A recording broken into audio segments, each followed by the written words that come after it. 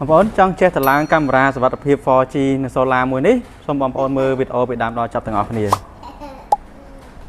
ហើយបងប្អូនពីការតឡើងកាមេរ៉ា Solar 4G ប្រើ Solar ហើយនឹងប្រើ SIM 4G នេះមានថា SIM ប្រើ SIM card ជូនបងប្អូនទស្សនាភ្លើងភ្ជាប់ថ្មឲ្យវាបាទហើយកុំភ្លេចបងប្អូនដាក់ SIM ហើយដាក់ memory នៅទីតាំងមួយនេះ SIM card ខាងក្រោម memory ខាងលើបាទនេះគឺ memory បាទអញ្ចឹង memory ដាក់នៅផ្នែកខាងលើអញ្ចឹងតានិមិត្តសញ្ញារបស់គេនេះជើងវានឹងដាក់ទៅខាងក្រោមនិមិត្តសញ្ញានៃការតឡើង SIM memory មាននៅលើនេះណាបងប្អូននេះ micro SD នេះគឺតែដាក់ memory ហើយ SIM នេះគឺដាក់ SIM បាទតោះមកតឡើង SIM card មួយទៀតអញ្ចឹងនេះគឺខាងក្រោមនេះជាកន្លែងដាក់ SIM card អញ្ចឹង SIM យកអា SIM តូចយកចំណុចតូចហ្នឹងមកដាក់ចូលអញ្ចឹងមកអញ្ចឹងត្រួតពិនិត្យមើល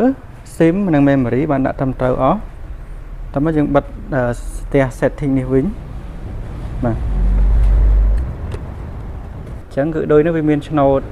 បាទមានឆ្នោតមួយនៅលើបដោឈ្មោលនេះហើយខាងនេះវាមានចង្អូមួយដូចគ្នាមាន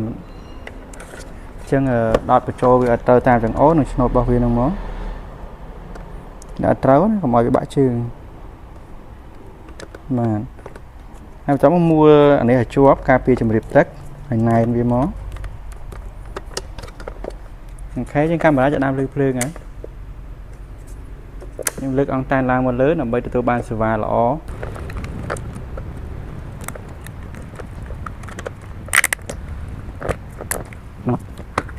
បាទទៅគ្រប់ក្រោមវាមួយកុំឲ្យវាល្អចុះ Scan the QR code to add the device by Click Connect app.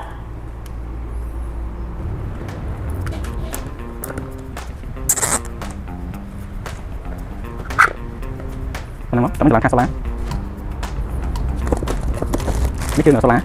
បងប្អូនឡើងគឺសាលាមកនេះចាប់នៅខាងលើចឹងមកចាប់បានតាមខ្លួនបានវាទីដងចាប់បានមក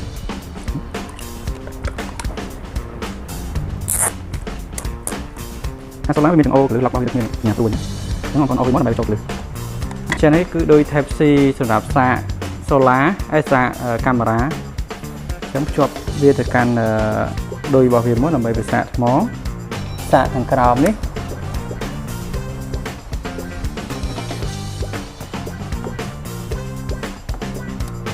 នៅខាងក្រោមថ្មមកឃើញខាងក្រោមណា